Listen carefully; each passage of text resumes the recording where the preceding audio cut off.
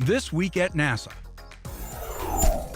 Today, I'm happy to announce that the Boeing company has selected Florida for its Commercial Crew Program Office. A new partnership has been formed between NASA and Space Florida to occupy, use, and modify the Kennedy Space Center's Orbiter Processing Facility, OPF-3, the Space Shuttle Main Engine Processing Facility, and Processing Control Center. The 15-year use permit deal is the latest step Kennedy is making in its transition from a historically government-only launch complex to a multi-user spaceport. Kennedy and the entire Space Coast have been synonymous with NASA's historic 30-year shuttle program, as well as America's first 50 years in human spaceflight. And the agreement that we've reached today with Spaceport Florida will help set up an even brighter future.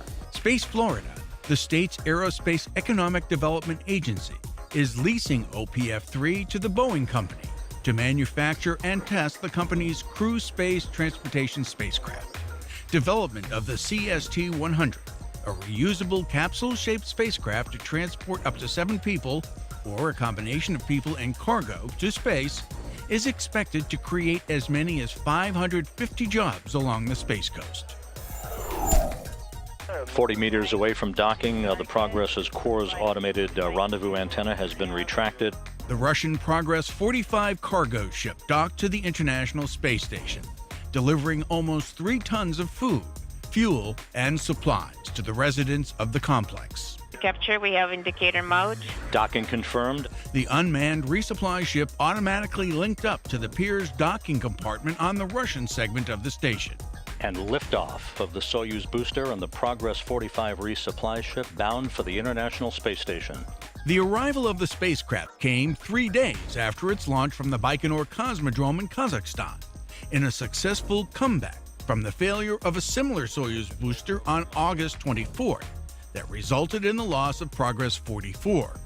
It also happened 11 years to the day after the docking of Expedition 1, when NASA astronaut Bill Shepard and Russian cosmonauts Yuri Gidzenko and Sergei Krikalev arrived at the orbiting outpost aboard a Russian Soyuz capsule, becoming the first inhabitants of the ISS. There has been an uninterrupted human presence there ever since. The Space Shuttle Atlantis crew, from Left, Doug Hurley, Sandy Magnus, Commander Chris Ferguson, and Rex Walheim, was welcomed to the White House by President Obama.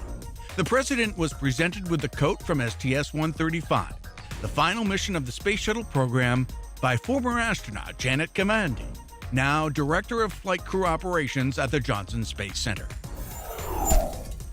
One of the latest recipients of the Nobel Prize for Physics is now the latest to receive one of NASA's most prestigious awards.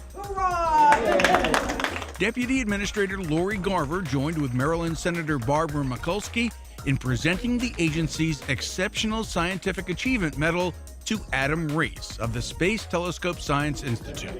The award is given for contributions to NASA's aeronautical or space exploration goals. Rees was among 3 scientists who provided evidence that the expansion of the universe is accelerating. The Shaw Prize, won by Rees 5 years ago, goes this year to NASA astrophysicist Gerald Fishman of the Marshall Space Flight Center. Fishman and another scientist share the award and $1 million cash prize for research on gamma-ray bursts, the brightest, most explosive events known to occur in the universe. Fishman, a NASA astrophysicist since 1974, is a co-investigator on the Gamma-Ray Burst Monitor, a key instrument aboard the Fermi Gamma-Ray Space Telescope. As for Fermi, it has discovered the youngest known millisecond gamma-ray pulsar in an old globular cluster of stars named NGC 6624. Millisecond pulsars are highly magnetized neutron stars that rotate every 1 to 10 milliseconds, or 1/1000th of a second. Animation shows a neutron star to scale with the island of Manhattan, and all pulsars detected by Fermi blinking at 1/50th their actual speed. The economic impact of the Wallops Flight Facility was the topic of the day as members of the Federal Reserve Bank in Richmond toured the facility. The day included a roundtable discussion on the importance of Wallops economically to the area with 20 regional economic development leaders and also a tour of several of the facilities at Wallops, including NASA's Sounding Rocket Facility and Range Control Center. They also received an overview on Orbital Sciences Corporation Taurus II launch vehicle that will begin carrying supplies to the International Space Station in 2012, and also the Mid-Atlantic Regional Spaceport's new pad from which the Taurus II will launch. We were interested just because of its implications for the economy. You guys are doing great things. Innovation is the key to growth in our standard of living over time, but you're doing great things for the country as well. So keep up the good work. NASA couldn't achieve the big things that we do were it not for small business. Administrator Charlie Bolden led the list of speakers at NASA's 4th Annual Small Business Symposium and Award Ceremony. Small Business Subcontractor of the Year. The two-day event once again helped inform company executives and employment specialists about opportunities the agency provides for small businesses in exploration and science missions, as well as other programs. It's really a new chapter, and one of the things that's going to fuel that chapter, as you know, is innovation and our entrepreneurs. The 4th Annual Wernher von Braun Memorial Symposium featured several NASA speakers providing updates on the Marshall Space Flight Center and various agency missions and programs. The 3-day event, held at the University of Alabama Huntsville, also hosted panel discussions on a wide range of topics, including NASA's exploration roadmap, energizing commercial space, integrating robotic and human exploration, and national space policy. The Von Braun Symposium is organized by the American Astronautical Society in conjunction with UAA Huntsville, the Huntsville National Space Club, and the Marshall Space Flight Center. Today, we're going to recognize some of our extraordinary colleagues. I want to thank all of you for your outstanding efforts over the past year. The headquarters honor award ceremony recognized employees who have made significant contributions to the headquarters community. 18 teams and individuals were so honored for their exemplary efforts over the past year. Station Houston on 2 for Mike. Your guest is entering the room and will be calling up shortly. Singer and musician Dusty Hill of ZZ Top toured the Johnson Space Center at the invitation of Expedition 29 Commander Mike Fossum. Well, I'm at the end of my tour. I guess you're near the end of your tour, but I'm closer to home than you are.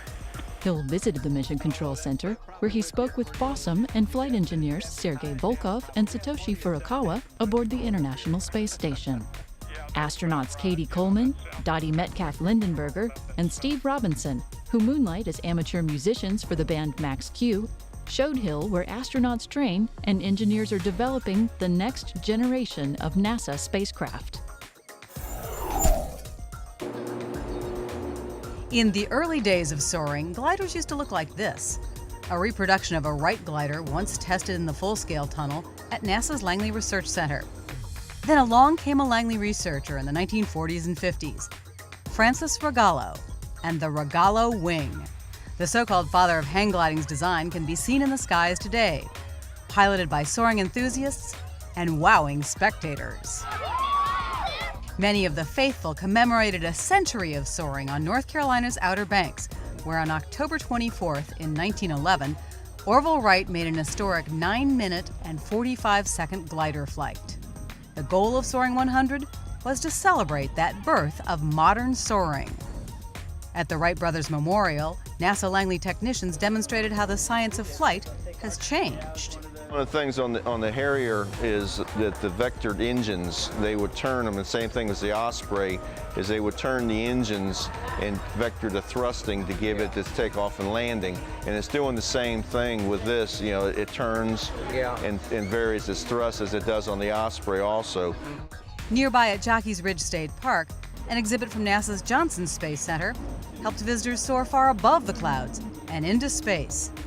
They even had a chance to feel a piece of the moon. You know, you touch the Earth rocks all the time and you don't think much about it. And then you touch something that comes from outer space. That's pretty neat. Another Soaring 100 attraction that participants found pretty neat? A man dressed up as one of the Tusken Raiders from the movie Star Wars. And that's This Week at NASA.